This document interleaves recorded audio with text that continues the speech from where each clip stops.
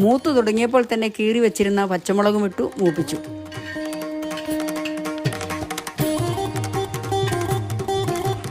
വെന്തിരിക്കുന്ന ചക്കക്കുരു ഇട്ടു. എല്ലാ കഷ്ണത്തിലും എണ്ണമെഴുക്ക് കിട്ടത്തക്ക വിധം കുഴയാതെ ഇങ്ങനെ ശ്രദ്ധിച്ചിളക്കി മറിച്ചിട്ടു. കഷണങ്ങളിലെ ഈർപ്പം ഇല്ലാതാവണം. വെളിച്ചെണ്ണ പുരണ്ട് വരണ്ടു വരണം. അങ്ങനെ മെഴുക്കു പുരണ്ട മെഴുക്കു പുരട്ടി, അല്ലെങ്കിൽ മെഴുക്കിൽ വരണ്ട് മെഴുക്കു വരട്ടി ആകണം. ഇതുപോലെ ഇത് മെഴുക്കു പുരട്ടിയാണ്, മെഴുക്കു വരട്ടിയുമാണ്.